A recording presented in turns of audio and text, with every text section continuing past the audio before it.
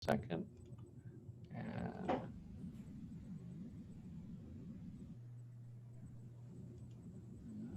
I'm having this, sorry.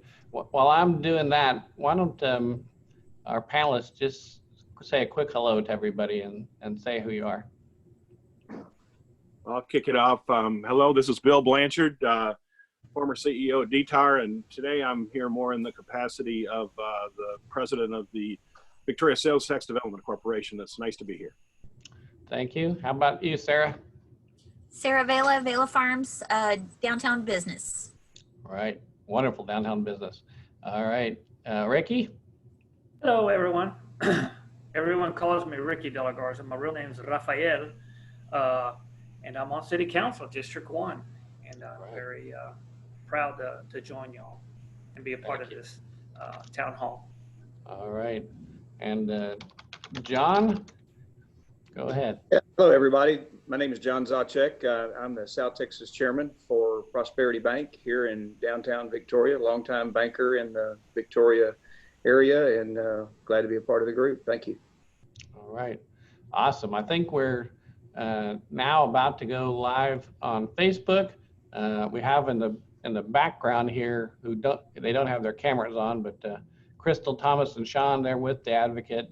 Crystal's with M. Roberts Digital, and they're just making sure this all goes well, so they can chime in if there's any problems with the Facebook live feed. Let me know, or any other part of it. Thomas is also supposed to be manning the chat room to see what's happening there. Let's see. So Thomas, are we good to go on Facebook Live? All right, well, I think we are. Yes, we are. We're good. Okay. All right, well, welcome everyone. Again, just to do introductions for our Facebook community again, I'm Chris Cobler, the editor and publisher of the Victoria Advocate, and this is our first town hall, so we're experimenting a bit with the technology. Of course, the Advocate's been around for 174 years, trying to convene a constructive community conversation. This is technology in the COVID world as a way to do that, but we've seen it done at other places and think this is a terrific thing for us to do. And we welcome very much our panelists. Their panelists are John Zacek with Prosperity Bank, Rafael De La Garza, or Ricky, as a lot of people call him, with City Council, Sara Vela of Vela Farms, and Bill Blanchard with the Victoria Sales Tax Corporation, and also longtime leader from DTAR. So we thank you all very much for joining us. We're going to talk, we're focused today on how to help small businesses, and of course the controversy of the day, which has prompted quite a few letters and columns to us, is about the Lift Fund microloan program that the City Council defeated in a split vote. We wanted to talk about that and brought together a really smart group of panelists to do that. Just for our Facebook group, just so they see that you're all here. Let's say hello again, just to say hello, Bill. Hello from Bill Blanchard. All right, and Sarah. Hello from Sara Vela. Okay, and Ricky. Hello from Ricky De La Garza. And John. And howdy from John Zacek. Okay, well we'll jump right in. The plan of what we're doing is to talk about, first, just give people some perspective on the Lift Fund and how the program would work. And then we're going to talk about sort of backup. That's the focused in picture, but then back up and talk about the larger question of where the city should invest taxpayer money and what is the role that the city should play, certainly in these uncharted times that we have too. And then thirdly, we want to look for solutions too. And if along with the Lift Fund, what else could help small businesses? And then at the end, although you can chat at any point, at the end, we're going to look at audience questions and try to field those too. So let's have each of our panelists just tell a little bit about yourself now as it relates to this conversation too. So why don't we start again with you, Bill? Thank you. Obviously, we all were involved from the very start with COVID, and before I start with my comments, a big shout out to the DTAR healthcare system and all of our doctors and nurses and my former family. Also, all those folks in Citizens Medical Center, thank you very much. You are obviously on the front lines of this battle. We appreciate all of your service, and I know personally just how hard you're working and how difficult it has been. So I wanted to make sure I didn't miss that opportunity to say thanks to all of you. Well said. Chris, I got involved in this early on because with my role as president of the Victoria Sales Tax Development Corporation, the city staff brought an idea to us. They knew that the funds were running out in the payroll protection program.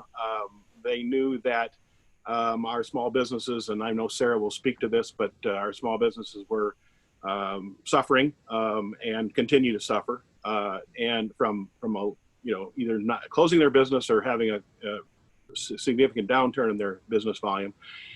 So the city came up with an idea and said, gee, couldn't we divert some Victoria Sales Tax Development Corporation dollars for the purpose of making microloans to businesses to help them survive and rebuild once they're allowed to reopen. So we thought it was an excellent idea. We reached a consensus that we could probably defer a couple street projects that, 100% of the Sales Tax Development Corporation dollars are right now spent on keeping Victoria a great place to live by fixing streets and sewers and drainage and that kind of thing. So, and that's an important thing, but right now, what's important is keeping our businesses viable. So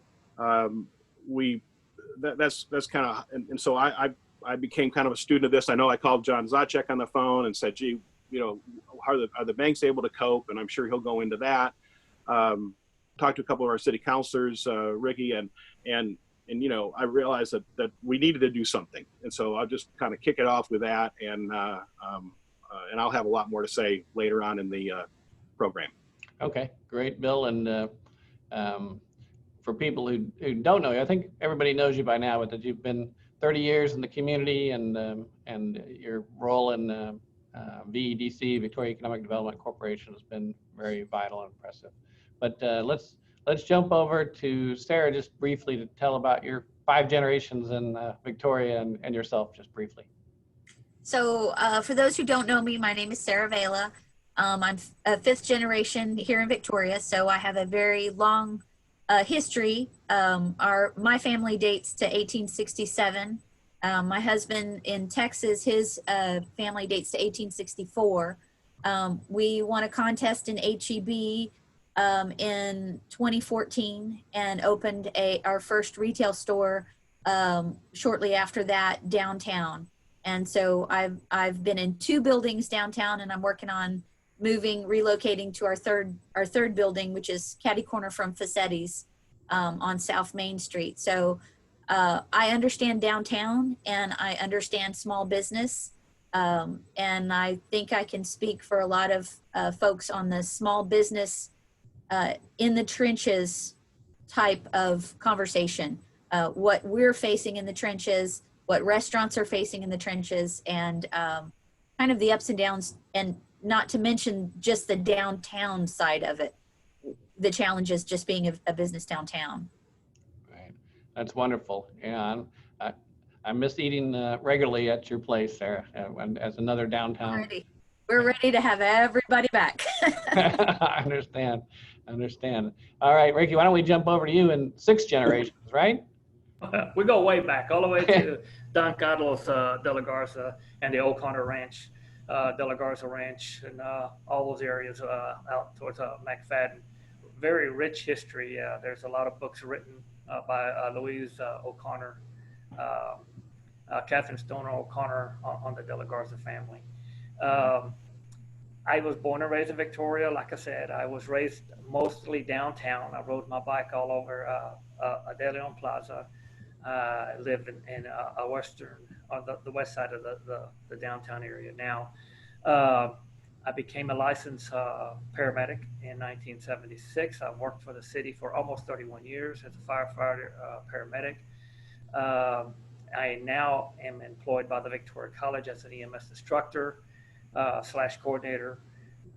I chose to run for city council. I was hoping to make a difference for the employees, and especially the public servants, the safety side of it, the firefighters, the police officers, firefighters who a lot of times were not heard, their needs. So that's why I ran for city council. I was hoping to keep downtown Victoria beautiful, keep it prosperous, keep it growing. And I'm trying my best. We've had a lot of good conversations since you've come on council, Ricky, and before, but I know your heart's definitely in what's best for Victoria. So thank you so much for coming on. John, just briefly a little bit about yourself too. Well, sure. Thank you for this opportunity. And again, my name is John Zacek, longtime native of the area, grew up right on the Victoria-Jackson County line on the Jackson County side. But as I told Chris earlier, you could throw a rock and hit Victoria County from our farm and ranch properties. But again, been here all my life. I'm a 40-year banker here in this actually in this same building, formerly First Victoria, and now I serve as the chairman for Prosperity Bank here in Victoria and serve the South Texas area for the company. First, just want to echo what Bill said earlier, a shout out to all of our service folks that have been, out in the public, serving our people, taking care of everybody from our COVID patients to everybody else that's in need of medical services during these very difficult times. And we can't say enough good things about what Victoria brings to the area and to the Golden Crescent area about that. I know everybody joins me in that. Congratulations, but shame on us if we don't mention that at a time like this during these very pandemic trying times. My part of this thing is again, a longtime banker from the area. I guess I would kind of close the comments about banking to kind of say for a minute about the PPP program itself, the SBA program that's made for and designed for small businesses. I'll share some comments a little bit later when Chris brings up a question specific to what we want to talk about. But I do want to, again, do a shout out to all of our community banks and all of our banks in the Victoria and surrounding area that have been working into this, been working tireless, literally 24/7, and I mean 24/7, with regard to trying to get these loans through the SBA portals and systems, which have been less than desirable at times just because of the volume. It's not anything that SBA did wrong. It just literally system overloads that have bogged down the system, delayed funding, delayed the application process. This phase 2 has definitely worked much smoother than the phase 1 did. Having said that, I believe, the Victoria area has served the people that's for, but let's remember what the PPP program is for. It's to keep people that are W-2 income earners, those people that are paid salaries at their places of business off of unemployment and staying on as wage earners. And so that's a lot of what that program is about, and will lead to some of the other follow-up comments that I'll make later about some of its limitations as well for the small business and the sole proprietors that is a topic of today's discussion. So thank you, Chris. Yeah, very much appreciate your insight, John. It's important to understand because we are talking about a loan program, and so it's important. Your role is very vital. Let's start, Bill. Since you've been sort of involved from the outset of this, if you could kind of explain for people the LIFT fund and just a little more detail about how it would work, the history and sort of background of LIFT fund and how it came to be in the city's picture here.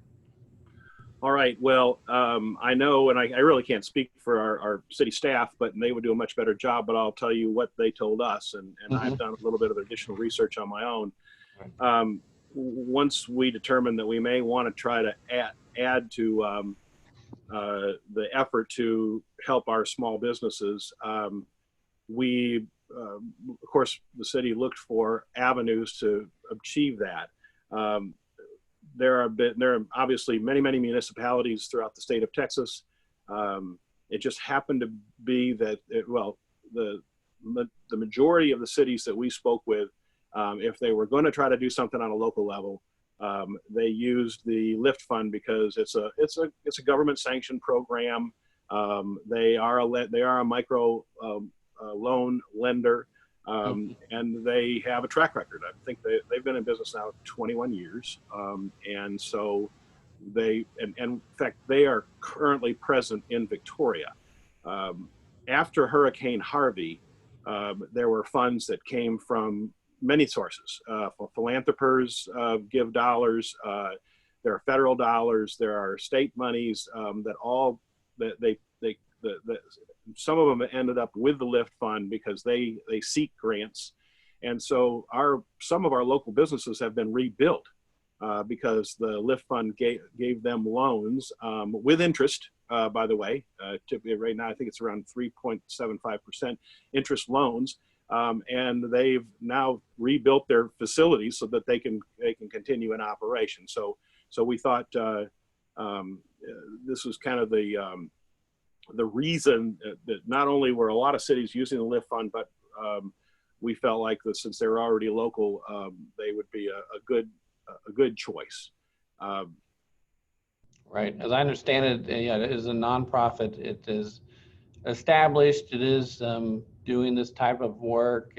It can collect donations and grants, but it is, it is handling higher risk loans. I mean, that's sort of the issue, but that just sort of frames the conversation a little bit. Go ahead, Bill, if you want to add anything. There are 12 of the CDFIs. These are sanctioned programs, and that are set up in the state of Texas. This one just happens to be the one that has helped out Harlingen, Corpus Christi, San Antonio, and several other municipalities that we're familiar with. And our city staff kind of had an advantage because a couple of them had worked in San Antonio, so they were able to kind of go from the inside and find out whether or not they would be a reputable organization to work with. Right. And John, let's talk about the gaps, right? The banking council, during its discussion in the last meeting, in which the vote was 4-3 against the program, the concern expressed was that well, let's just let private banks do this. But there, as I understand it, there are gaps in what banks can do just through regulation. So maybe you could speak to that a little bit. Sure. So the PPP program, as I mentioned earlier, is intended to be to keep people salaried, employed, and let's face it, not be drawing unemployment, as opposed to a grant program, if you will, that's being facilitated through the banking system. That has a debt forgiveness component. If in fact you keep those people employed and they're wage earners, then the debt becomes forgiven. I believe the requirement is 75% of the loan amount is required that you spend it on payroll. That's very key to one of the needs that I think are out there in the Victoria area. Is this absolute requirement that says that when you get tested over that 8-week period of time from the inception of your loan, they measure that over basically a 2-month period, 8 weeks, and you have to maintain those W2 employees, those FTE counts, in order to satisfy that need. You can spend 25% of your loan amount for other things like interest on your mortgage, not principal, but interest, because that would look like rent if you were renting a facility as opposed to. So rent is another qualifying. And then basically all your utilities and those kind of things. So keep those things in mind. 75, 25. 25 is the limiting factor to using it for other business needs. Maybe that Sarah needs to run her business or any other small business that has that. So if she spends any more than the 25%, it will take away from her debt forgiveness portion of the loan, and she'll have to repay that debt. So to zero in on what you asked me to speak to just now is the folks that are missing out on this program are businesses that maybe have a greater need on something other than payroll, particularly. Payroll is a big part of their component, but maybe the payroll folks, if for no other reason, it's a restaurant that's been already shut down for a month to 6 weeks, and those people are gone. Those doors are shut. And so they begin to look at, how do I get back into business? Well, I need a loan. I need some type of a funding source to get me back on my feet. And maybe a program like this or something that looks like this would be a way to facilitate that. Specifically, how do I put meat back into the cooler? How do I get my inventory? Their inventory is very expensive. It's a bigger component of their income statement, the expense portion of their income statement, than their labor force would be. What about the modifications they may need to be making to their facilities to accommodate the space, the distancing requirements that are going to be a part of the way we do business going forward, as long as we're dealing with this virus? on a going forward basis. So there's going to be probably building modifications that are going to have to be made. Their utilities, their rent, as I've already mentioned, their insurance, all of those other things. Well, if you're at a 75-25 requirement that you spend 75% of those funds on your payroll, then is that really the need that these really small businesses, in other words, to survive, is that really where their money needs to be? Right. Businesses that I'm talking about are businesses that are smaller than that. The owner, the proprietor is basically who we're talking about, is the worker. They're the ones that opens the doors in the morning, and they're the ones that shuts the doors at night. They're the ones that are, whether it's waiting tables or cooking in the kitchen, whether it's the welder under the helmet, it's the guy, it's the contractor that's doing the work out in the workplace. It's all of these same people that are spending money in our city in Victoria that are wondering how they're going to get themselves back in business on the other side of this thing as they try to get going. And so one of the kind of, to get to the end of this program, that I think SBA did a wonderful job by making this program available. But bigger businesses, again, those that employed 100, 200, 300 people, that could use their W-2 wages to get the money that they needed to get themselves back going. Those are the easy calculations for us on these loans, and those loans went from 25,000 to 50 to 100 to 200 to $500,000. We've got a nonprofit here in Victoria. Their 2.5 months of calculated payroll was about $850,000. So that's what the size of their loan is, and it's a wonderful nonprofit here in the Victoria City. So anytime you talk about businesses like that, are we talking about these small businesses? And so to some degree, no criticism of the SBA program, but if it's designed to help the small businesses, we had this April 3rd date that we rolled it out for the businesses that had literally W-2 and 1099 payrolled employees only. The small businesses, the proprietors, got put off until April the 10th, which ended up being much later than that. More times than not, it was the following Monday before that actually got rolled out. And so those proprietors applied at a later date. I'm only saying that to mean that it's really the phase 2 funding that the proprietors got into more so than the phase 1 funding, because we had changes to the phase 2 portion of the program all the way out to April the 14th. So a program that was instituted on the 10th, and SBA was still changing the rules of the game all the way out to the 14th as it relates to people that qualified. And so we would move forward with an application, and you'd have to pull it back and readjust the loan amount or change things on it because of the changing rules of the game. The importance of that to this conversation is that the proprietors didn't get the benefit before the fund ran dry the first time around. Right. And as a result of that, it would almost have been, in some people's viewpoint, I'll just leave it at that, been better if we'd have rolled it to the small proprietors first, or at least on an equal scale at which it was rolled out to the bigger businesses, if you will, that obviously have kept a lot of people employed, which was exactly the design of the program. I mean, that's what President Trump and Congress wanted, were people to stay on payroll as opposed to drawing unemployment. And for that reason, the program has been very successful. Right. But well, we're talking here about smaller businesses, and that's where I want to turn to you, Sara, and tell us why it matters to a small business, why any of this matters, why you signed on to the letter to the editor that went in the Advocate, a very powerful letter to the editor. Just tell us a little bit about what this means to your company. Well, I personally, I'm a small mom and pop business. I am a business that started from literally nothing. We're accidental restaurateurs. We're facing challenges that I don't feel like the mainstream quite understands. When you are rocking along and you're barely keeping your head above water, and in 3 days, your source of revenue drops 90% with no future, with no expectation or no idea of where that's going to come back up.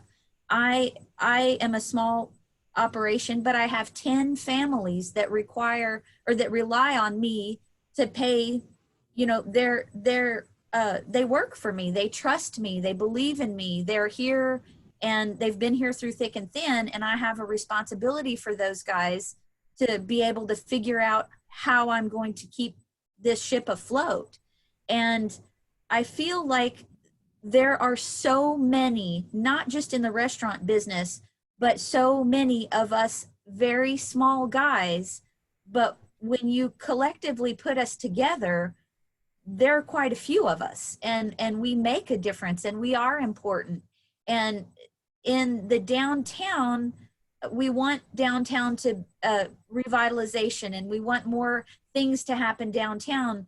Specifically downtown, we can't afford to lose any business downtown. We need every single one of us.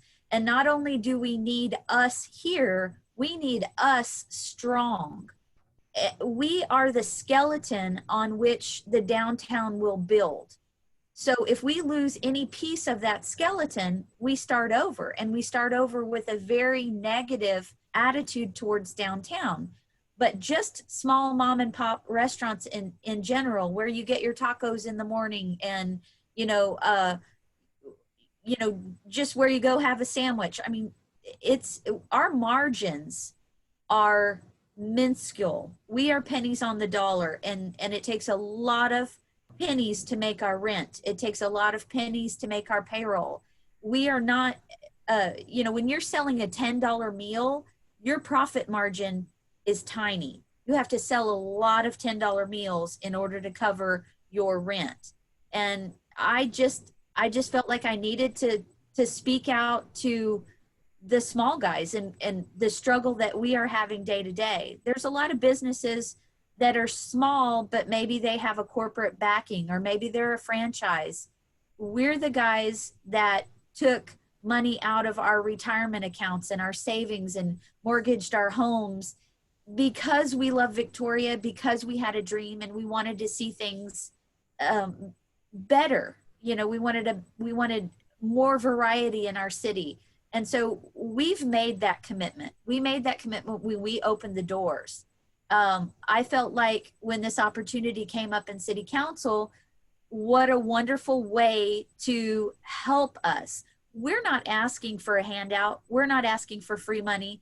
We're not asking to sit at home and not do anything. We're asking for help, because if things don't get better quicker, or we don't get some help, we will close. And that is not what I want for my city. And it's definitely not what I want for my business. And I know that there are folks that are not doing as well as we are in this. And I feel compelled to speak for them also. Appreciate that, Sarah. The small businesses are the flavor of Victoria. I think what everybody loves about Victoria, along with the history. So we'll turn over to you, Ricky. I know you agonized over this. It kind of hit you from talking with you before. You felt like it was a little rushed, but I'll let you talk about kind of what your thought process was as this all got presented to you pretty quickly on council. Excellent. Thank you very much. Sarah said it perfectly. That's the reason why we need to look for a program that everyone's going to agree on, and and it's going to work for them, for that specific group. And you're right. Usually we have 3 different meetings. We usually have the read-in, and then we have a second hearing on it, and a third hearing. So most of the time when something comes up, we have anywhere between 2 weeks, depending if it's an emergency reading, or we have 6 to 7 weeks to read the follow-up and to decide if this program is important or viable or not. So that's why I went into the council meeting that night with 100% to vote, 110% that I was going to vote for this for the Dream Fund. But when we go into council, it's like going into court. You got to hear the prosecution side, then you have to hear the defense side. So we're like jurors. We have to hear more. We have to hear the side they want us to hear. That night, Mr. Balknight made a very compelling argument. Whether all of it was factual or not, I did not know at the time, but it was scary for me at the time to think that maybe I was thinking wrong about the lift fund. Maybe there was something I wasn't looking at. Maybe the Dream Makers fund on the side of it wasn't the thing to do. So he threw me for a loop. So I had to really, like you said, agonize. Is this what the small business people, owners need? Do they need more help than this? Is this going to limit how much money they are going to get? And is it going to limit how many small business owners that we can help? And I don't want that. I want to be able to help 50, 60, 70, 80 small business owners. I want to be able to provide more money. If we could find $1 million right now, that would work for me. The other question I was throwing at on the side is, can the city spend taxpayers' money on a private business? So my head was spinning, and in order to not make a mistake, because this was so rushed, I decided to vote no. And it was very difficult for me because as Sarah knows, I support downtown 110%. And the mayor has promised me. I've been on the phone with the mayor this morning, day before yesterday. He's found some other options. And I was like, wow, thank you. I can't be grateful enough. He is finding other options. There is some obvious help on the way for our small businesses because Mayor Raleigh McCoy is determined to make this happen. And so is Jesus, the city manager. They are great for Victoria. Victoria is going to grow with them. They have economic development in their mind 24/7. So this is going to be great for the small businesses, but we got to find the right program. And I think Raleigh McCoy has found it. Well, you touched on the Dream Fund, and we haven't really talked about that. It's an important piece. One of our Zoom chamber members, I think, asked a question and said whether we could explain the Dream Maker component of it. I don't know, Bill, if you want to tackle that one or not. It is a revolving fund, and money is supposed to be paid back on the loans, and that we established this Dream Maker Fund. If you could elaborate on that a little bit. Sure. First, I want to say I really respect Ricky's position on this. I mean, it was a lot of information. I listened to every minute of that meeting, and I can see how you said, let's back up a little bit, relook at it. I want to do this, but let's make sure we do it the right way. And certainly there are options. But specific to the Dream Maker Fund, I saw that as one of the biggest opportunities.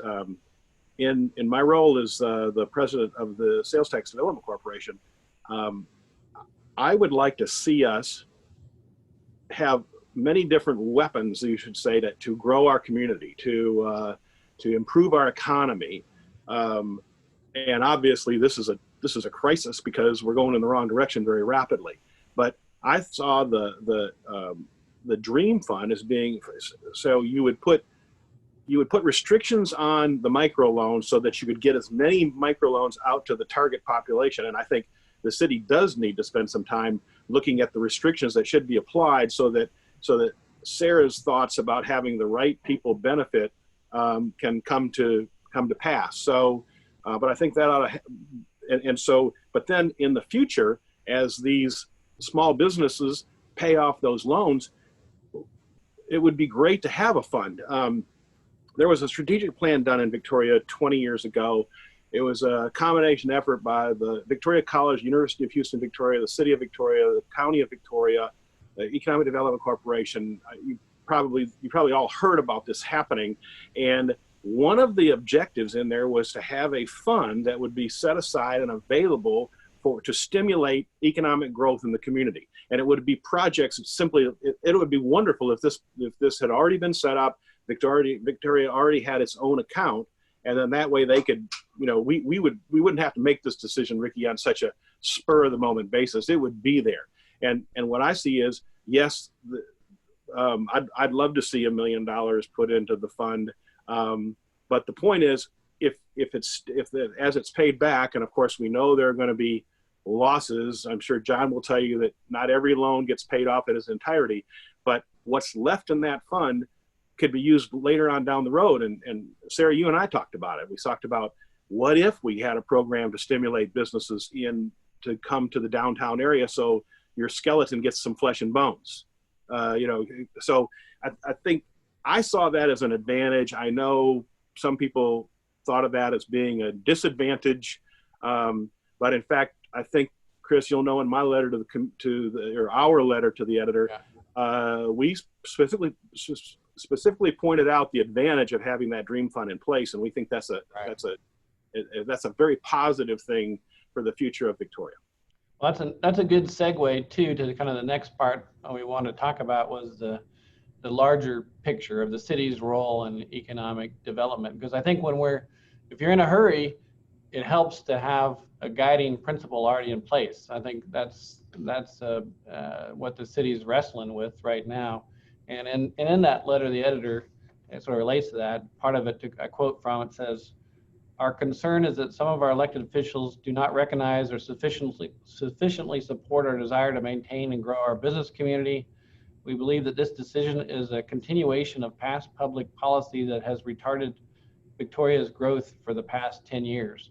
Those are strong words, and I think they do get at the heart of what should be the role of the city in economic development and helping private business. Victoria's got a proud tradition of sort of less government is better government, but where is that balancing act? Where should it be? Bill, since well, I want to hear what Ricky has to say about this, but let me tell you that if you look in terms of what Victoria has done in the past, we've had the Sales Tax Development Corporation has had about $8.5 million to spend every year for the past, I don't know how many years. It's been in existence, Ricky, maybe 20 years or something like that, the sales tax, the half-cent sales tax. Mm-hmm. That is, we have that because of a state statute. And the state statute says you can spend that on economic development activities.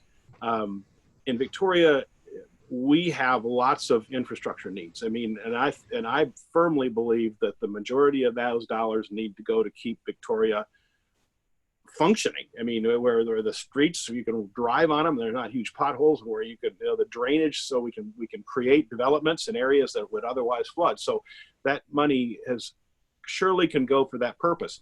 But with $8.5 million, I can tell you that for the next 3 years, every year, $8.5 million is designated to go to streets or the like. I'll just call it infrastructure. It occurs to me, and I'd love to get, and this is due to, and this is where I think that sentence came from, is that this has been perpetuated over the past 10, maybe it's 20 years, where those dollars have gone for two purposes: infrastructure and then development of primary jobs. And so certainly I think attracting primary jobs is an important component of Sales Tax Development Corporation initiatives. Okay.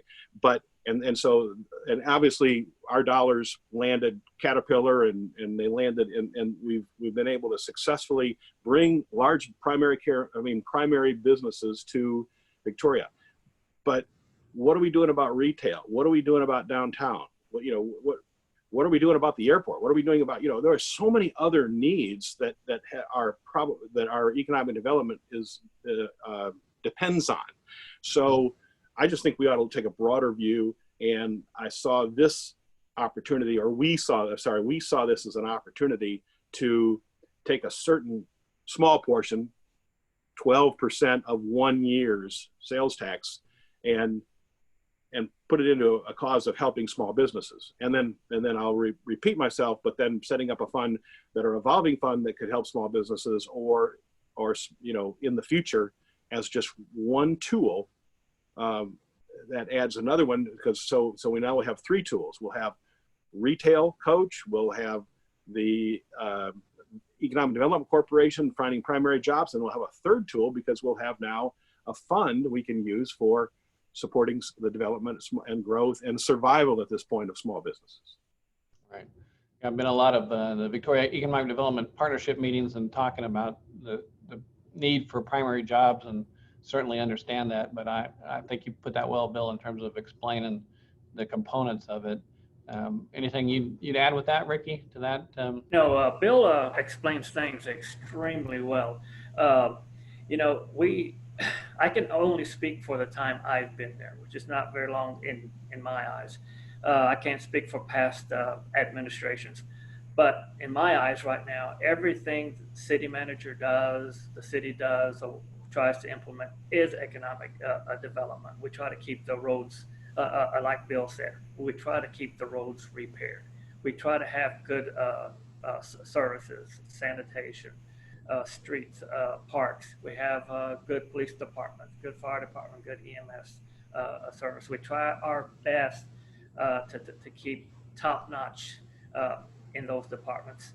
And when you have a good, prosperous, clean, safe city, you're going to get more people to come in. You're going to get more businesses to come in. So in my eyes, practically everything the city manager does and the mayor's doing that they bring to us is economic development.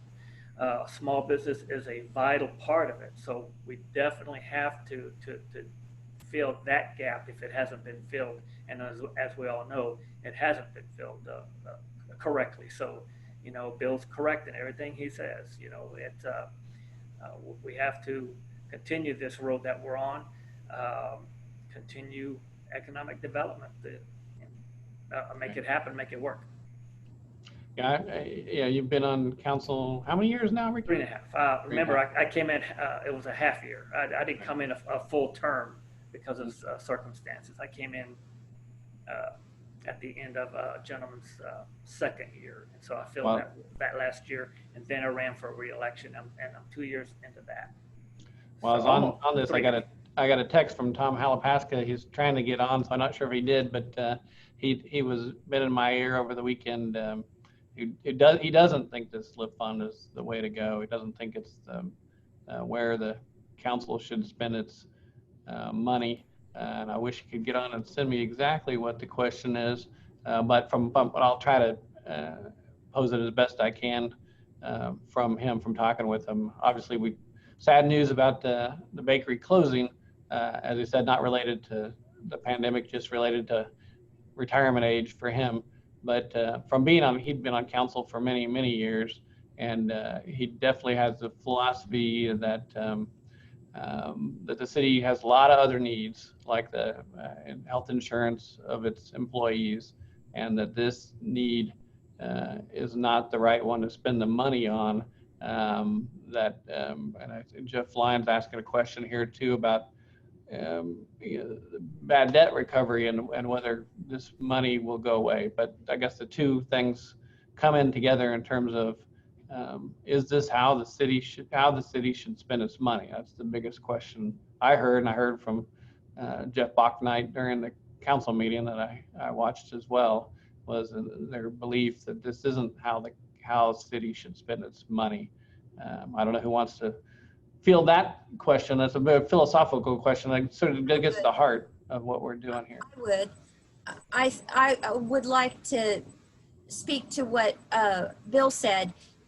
This is 12% of 1 year, one time. This isn't an ongoing ask. This is in the midst of a crisis.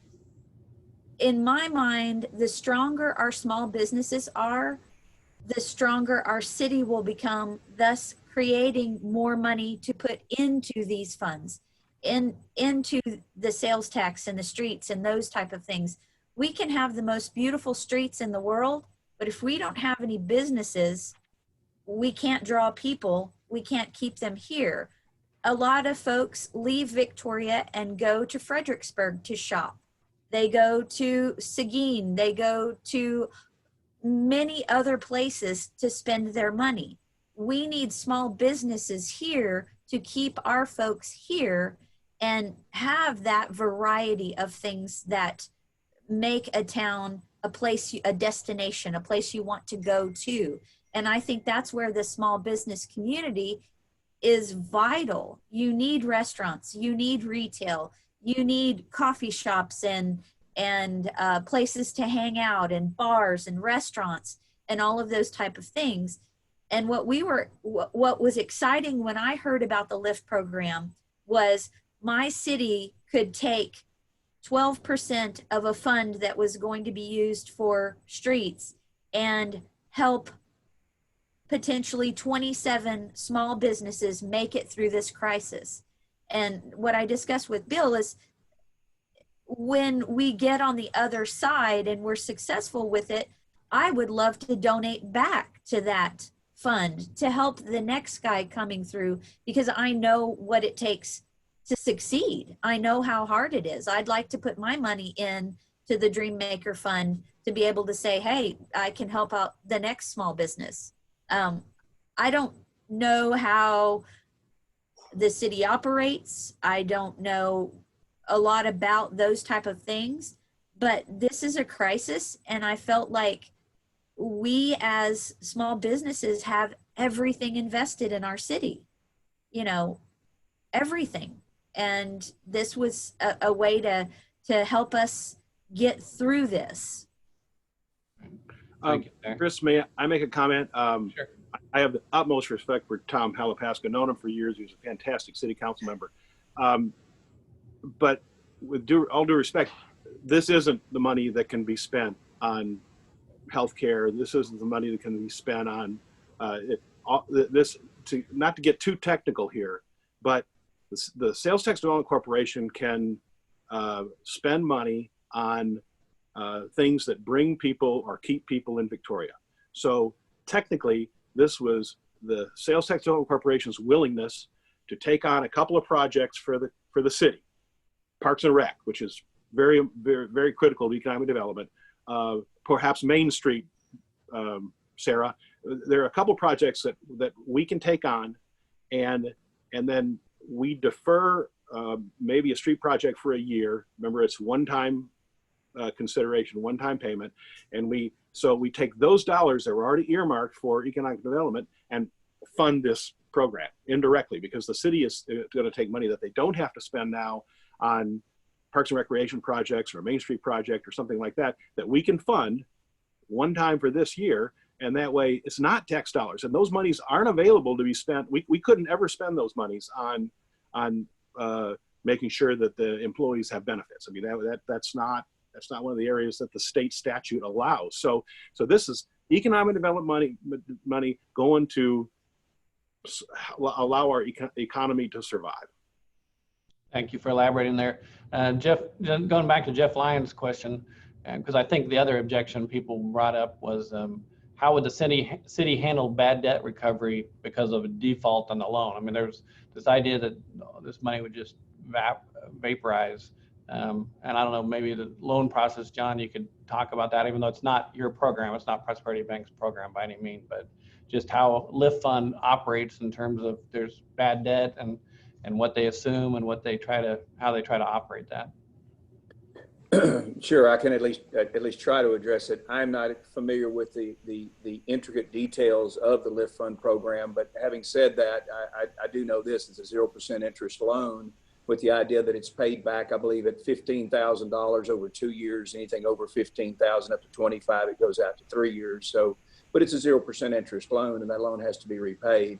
Part of what I know in a conversation I had with Jeff, with the councilman, and just in general, what I've heard is the concern about the bad debt, especially given the pandemic situation that we're in and the overall state of the economy and unemployment, so on and so forth. Are people going to be able to repay it? What's been the historical loan loss of a program like this during normal economic times, and what might that number look like in terms of a loan loss projection, in terms of how that might look like for the next 12 to 24 months. And of course, back to, Sarah's point is, it's going to be, whatever it is, it's going to be a whole lot worse if we don't do something to create some economic stimulus. So, there's two sides to that issue alone as it relates to the debt forgiveness component.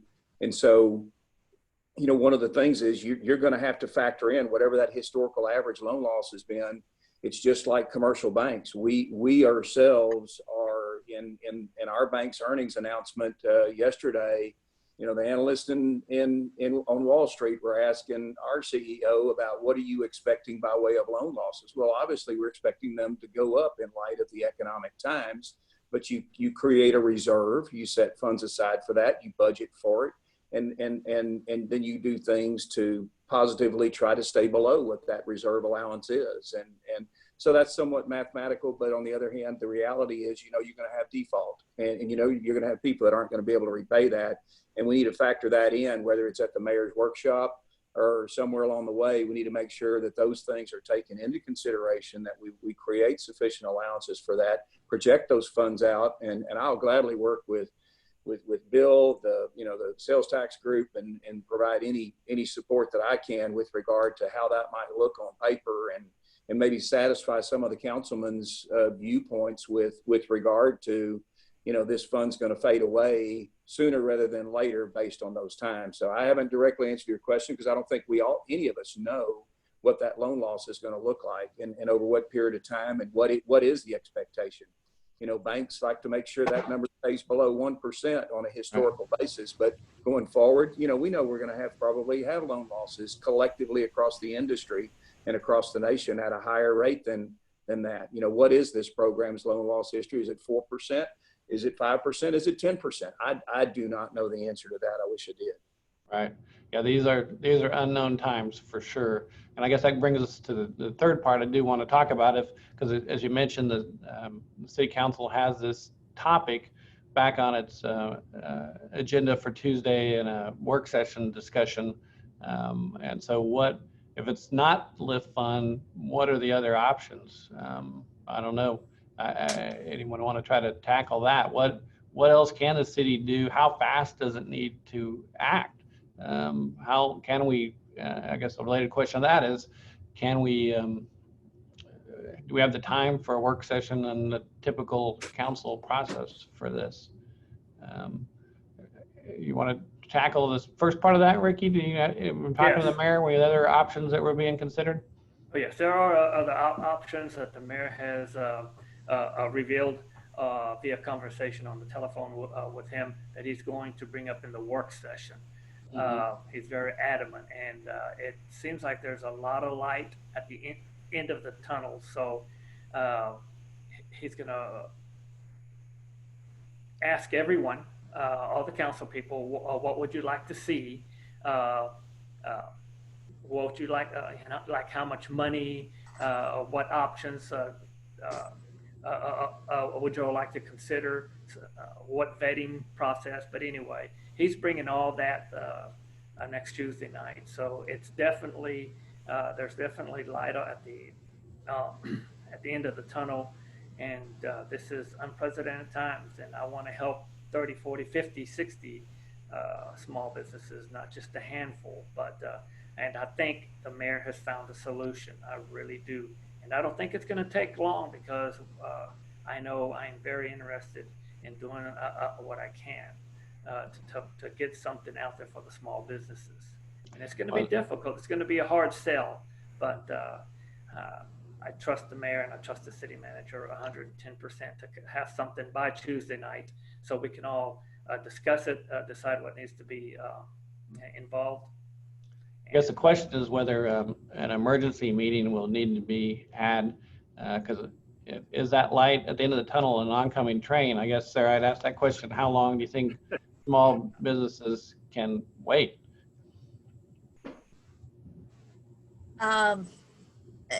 Every day is a challenge. Every single day is a challenge. You know, we don't have a lot of time. Yes, we're opening back up, but we're opening back up at minuscule numbers. They're better than they were last week, but our costs are not down.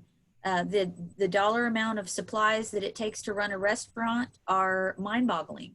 The profit margin is mind-boggling. The waste, if you are not serving everything out that you cooked, you know, there's just a lot going on in the restaurant business, and You know, we've got beauticians and nail salons and bars that haven't opened at all.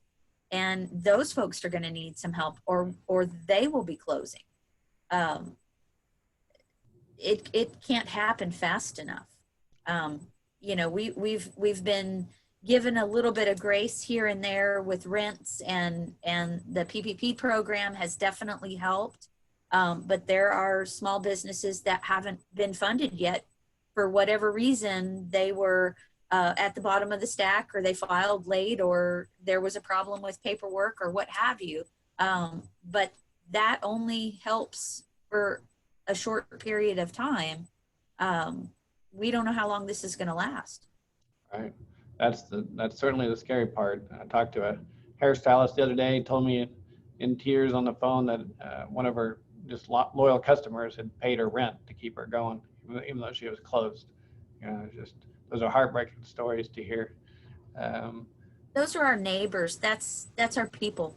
And that's why I'm so passionate about this. These are our family members. These are people in our community that, you know, a one-time 12% 1 year out of the sales tax fund can change lives dramatically. And yes, I want to do 60 businesses. I want to do 100 businesses, but right now we'll take 27. And I don't have to be in the 27 that get the loan. We just need to keep these folks going. I employ 10 people. If there are 10 businesses that employ 10 people, we're affecting lives. You know, that may not be 5,000, that may not be 20,000 that are out of work, but it's affecting those families, those 100 families. It's important to them. And they might drive around a pothole to have a job to go to. And in my mind, that's kind of where we're at. Chris, if I may, let me talk about one other group that's much like Sarah's business. Just real briefly, one of the groups that's completely left out of this PPP program is a lot of the businesses in terms of the organizational structure that operate in Victoria this very day, and that's the self-employed and the sole proprietors that don't pay out W-2 wages. They make their money either off their Schedule E, Schedule C, a K-1. You know, their earnings are the business running it all year long, and what's left at the end of the year or at the end of the month or at the end of the week is their earnings, and that's what they live on, and that's the way they pay themselves on their tax return. It's not with W-2 wages, and it's not off of a 1099. And what happens is oftentimes those people, that business is managed, sometimes even for tax purposes or otherwise, to minimize their taxable income. You know, their professional help, they don't want to pay any more in income tax than what they have to. Maybe it's depreciation, which is a non-cash expense, but nevertheless, we're burdened with doing the calculation for them, not like the standard W-2 wage earner, where you just add them all up for the 2019 year and you divide it by 12 to get it monthly, and then you multiply it times 2.5, and that's basically your loan amount. These businesses we take and we try to make that look the same way. But if the bottom line is zero or close to zero, what we do is we take that number and we try to make it look like monthly. We divide that number by 12, and then we multiply it times 2.5, and then that's what their loan amount is. Well, if the bottom line number is zero to begin with, or fairly minuscule number, then guess what? It's most of those people didn't even apply because the number was so small they didn't qualify for enough. Or heaven forbid, if 19 was a tough year for them and they didn't have earnings in their company. Maybe it's a seasonal business. And we have a lot of people that use seasonal labor, so they don't have W-2 labor. They use contract labor. So all of those type of businesses potentially got left out of the PPP program completely. And if you'll think about it, that's a lot of businesses here in Victoria. Right. It is a lot of businesses. You look around Victoria, it's a lot of businesses. I guess it all boils down as we come to the end, we're hitting our hour of, you know, what do we want our community to be and how do we get there? That's sort of the big question. I don't know if as we'll turn after that big question to any other audience questions, try to field them as we've come along, but I'll queue up Tom Martinez to let us know if there are other questions we should ask. But I don't know if Bill, you've been here 30 years. You're the newcomer next to me. I've been here 13 years. What do you want Victoria to be, and how do we get there? Oh, you're on mute, Bill. There you go. Sorry. All the years I was at DTIR, I only allowed myself one venture out, and that was the economic development part of the job, the VEDC. Of course, Sarah, I worked real hard for about 14 years trying to get that Performing Arts Center built as well downtown. Anyway, it's but Victoria, the downtown area of Victoria is my passion. The Victoria's, I'm passionate about Victoria, even though haven't been here for generations and generations.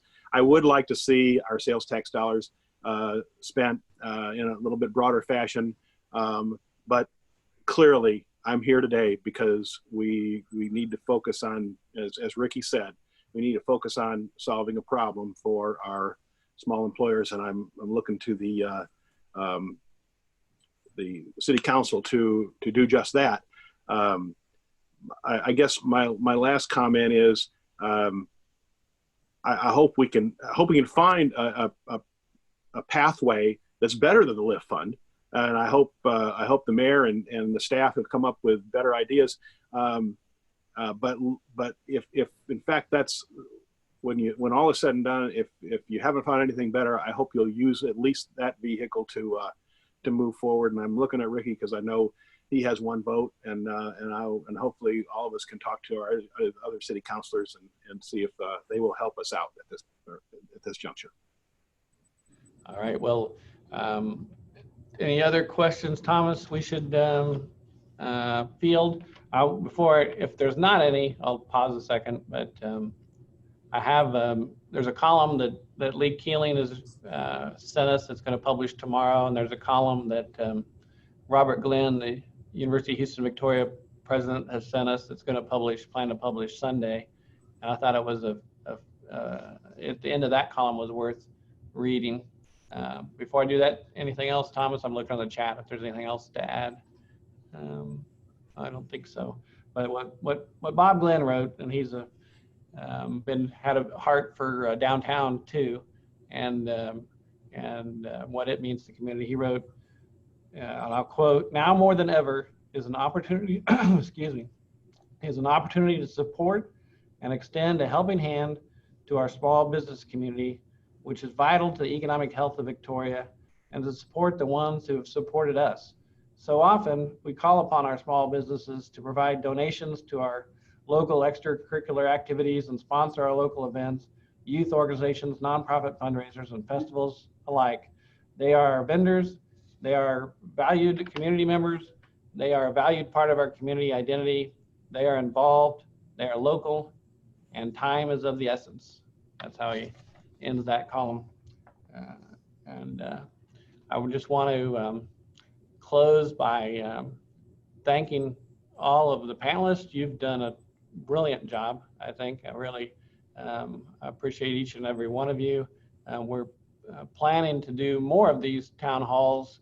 I appreciate Jeff Lyon and the Victoria Chamber for helping work with us. We want to, in the future, bring on different small businesses and just have them share their stories of how I think all of us are in this together trying to figure out how to navigate these times. And so hopefully by bringing small businesses on, we can share ideas, just share our struggles, and figure out a path forward. So if you're interested in being part of that discussion, in those future discussions, let me know. We want to also put together right away that John suggested is about ag and what's happening, and we're very much, along with the small business community being so important, the ag community is hugely important to us, and I think everyone's trying to figure out what's going on with the food supply and how we balance that out. So that's another topic we're looking to put together. But again, I thank you so much. Ricky, John, Bill, Sarah, you've been tremendous. And I think the part that I love about Victoria is that you can pick up the phone and bring together smart, caring people like all of you and get you to come on and offer your thoughts. I think that's just tremendous. That's where Victoria wins, I hope. I think that's where we make a difference. So thank you so much. And this will be, recording will be on the Victoria Advocate, victoriaadvocate.com, and on Facebook. Hopefully everybody, I've pushed the right buttons and this all works, but I'm gonna end it now. Anybody's got any final words? I wanna give anybody else a chance to have a final comment. I just want to say thank you for letting me be involved in the process. Our pleasure. I'd like to All say right. thank you to Bill Blanchard and to John Zacek for all they do on that side. And hang in there, Sarah. There's help on the Thank way. you. All right. I'm getting hungry. All right. Thanks. So much for pulling this together. Great opportunity to express views to our community about helping out our small businesses. All right. Thanks so much. Everybody have a great night. Thank you, Chris.